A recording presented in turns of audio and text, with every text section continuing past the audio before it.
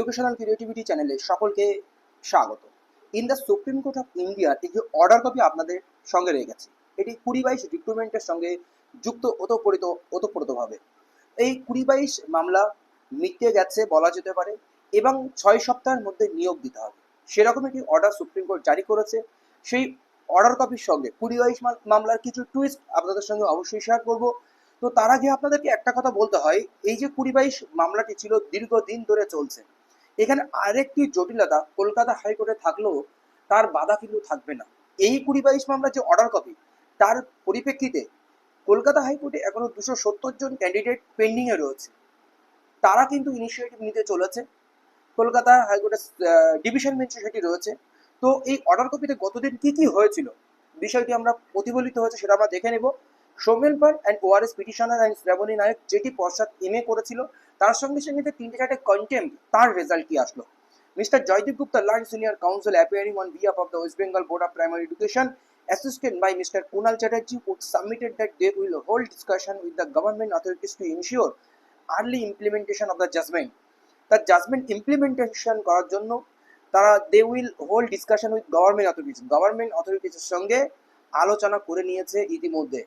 The state is also directed to take step for early implementation of the judgment. Also directed, state direction দিয়েছে to take step নিতে, পদক্ষেপ নিতে early implementation, যে আগের যে order ছিল সেই জাজমেন্টটাকে ইমপ্লিমেন্টেশন অফ দ্য জাজমেন্টকে ইমপ্লিমেন্টেশন দিতে। We direct that our order shall be complete within a period of 6 weeks from today. আজকের দিন থেকে, আজকের দিন বলতে যে দিনে এই মামলা শুনানি হয়েছে বা যে দিনে এই মামলার অর্ডার কপি এসেছে, সেই দিন থেকে শুরু করে 12 তারিখ, 6 সপ্তাহের মধ্যে এই মামলা নিষ্পত্তি করতে হবে বা এই নিয়োগ নিষ্পত্তি করতে হবে। তাহলে এটা কোথা থেকে কাউন্টডাউন শুরু হচ্ছে? 12 তারিখ থেকে শুরু করে সেপ্টেম্বর মাস, এটা অক্টোবর মাসের 22 তারিখের মধ্যে নিয়োগ প্রক্রিয়া সম্পন্ন করতে হবে। 2022-এর প্রায় 2100 ছেলে মেয়ে আবার চাকরি পাবে। In view of this directions, the miscellaneous application and contempt application petitioner are dispose.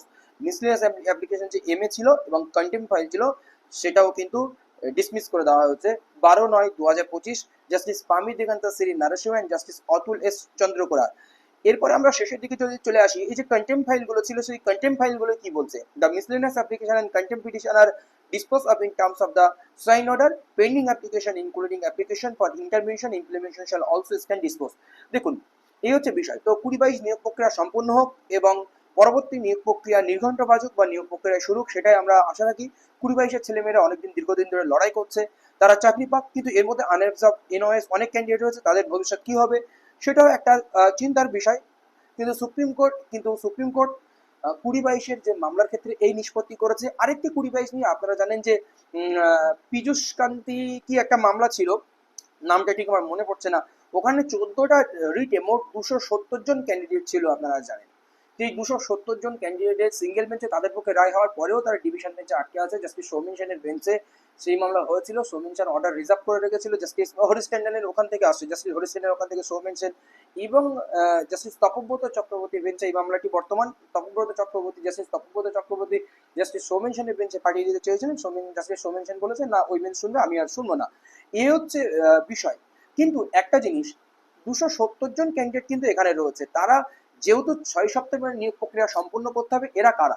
এই 270 জন ক্যান্ডিডেট বিএড প্লাস 2022, যখন 2022 বাদ হয়ে যায় তারা কনভার্ট করে বিএডে আসে। আবার যখন বিএড বাদ হয়ে গেল, এখন তারা 2022-এ ফিরে যেতে চায়। তো সিঙ্গেল বেঞ্চ তাদের পক্ষে, জাস্টিস রাধাশেখর মান্তা তাদের পক্ষে অর্ডার দিলেও কিন্তু অর্ডারের ডিভিশন বেঞ্চের চ্যালেঞ্জ হয় এবং যাই হোক, রাজ্য সরকার বা প্রাথমিক বোর্ড এটা মান্যতা দেয়নি। এইবার বিষয় হচ্ছে, এদিকে 2022 মামলা পরে সৌমেন পালের যে মামলা, সৌমেন পালের এই মামলা যে তারা সুপ্রিম কোর্টে গিয়েছিল, সেই সুপ্রিম কোর্টে প্রায় 976 জন রিট অ্যাপিলেন্ট ছিল বা পিটিশনার ছিল। এই 976 জনের মধ্যে কিন্তু ওই 270 জনের ডুয়াল ডিগ্রির 91 জন রয়েছে। এটাও একটা বড় প্রশ্ন। তারপর আরেকটি সবচেয়ে বড় বিষয়, যে 2500 জন ক্যান্ডিডেটের ইন্টারভিউ নিয়েছে 2022 মামলার ক্ষেত্রে। 2022 মামলার পরে সুপ্রিম কোর্টের অর্ডারে 2500 জনের যে ইন্টারভিউ নিয়েছে, সেখানে সেম ফুটিংয়ে এই বিএড বা 2022-এর মতো যে মামলা ডিভিশন বেঞ্চ এখন পেন্ডিং রয়েছে কলকাতা হাইকোর্টের, 13 জন প্লাস অধিক ক্যান্ডিডেটকে ইন্টারভিউ নিয়েছে ইতিমধ্যে। এই হচ্ছে বিষয়। এবার সেই তথ্য শুনলাম তারা ডিভিশন বেঞ্চে জমা দিয়েছে। আমি কোনো জটিলতা বাড়াতে চাইছি না, এই ফ্যাক্টরটা আপনাদের সঙ্গে আমি আলোচনা করলাম, জাস্ট কি ফ্যাক্টর 20/22 মামলা রয়েছে। কিন্তু সমস্ত বাধাকে অতিক্রান্ত করে পর্ষদ কিন্তু এই নিয়োগ প্রক্রিয়া 6 সপ্তাহের মধ্যে শুরু করতে চলেছে। 11,765 নিয়োগ প্রক্রিয়া, পজিটিভ দিক 20/22-এর দিকে, কিন্তু এদিকে আনঅ্যাবসর্ব ক্যান্ডিডেট বা এনওএস ক্যান্ডিডেটের মুখেই রয়েছে। কিন্তু মানে আনঅ্যাবসর্ব ক্যান্ডিডেট, এনওএস ক্যান্ডিডেট মানে 70-80 জন কি 100 জনের মধ্যে সম্ভবত সুযোগ পেয়েছে। পর্ষদ কিভাবে নেবে, আনঅ্যাবসর্ব ক্যান্ডিডেট নেবে কিনা আর বা এনওএসদের কিভাবে নেবে, সেটা পর্ষদের উপরে সম্পূর্ণ ডিপেন্ড করছে বা পর্ষদের উপরেই এটি ছেড়ে দেওয়া হয়েছে। পর্ষদ কিভাবে করবেন সেটাই প্রতিফলিত। We direct that our order shall be compiled within a period of 6 weeks from today in view of this direction the mismeasurement. তো পর্ষদই এখন কি করবে, এখানে নির্দিষ্ট কোনো ক্লারিফিকেশন নেই যে আমি একে দেবো, তাকে দেবো, তাকে দেবো, তাকে দেবো। পর্ষদ 20/22-এর উপরে ভিত্তি করে এটা বলেছে। কারণ আমরা জানি কলকাতা হাইকোর্টের সিঙ্গেল বেঞ্চে আনঅ্যাবসর্ব একটি মামলায় অ্যাডভোকেট সুবীর সান্যাল বলেছিল আমরা 20/22-কে সম্পূর্ণ দিয়ে থাকবো, কিন্তু আনঅ্যাবসর্বরা এটা চাইছেন না যে আমাদেরও দেওয়া হোক, আরো কাট আপ নামানো হোক, ইত্যাদি ইত্যাদি বিষয়। কিন্তু এখানে অনেক ঝামেলা রয়েছে, সেই ঝামেলায় আমি জড়াতে চাইছি না বা আমি সেটা কারোর পক্ষপাতিত্ব হয়ে বলছি না, আমি এটাই আপডেট আপনাদের সঙ্গে শেয়ার করলাম। ধন্যবাদ।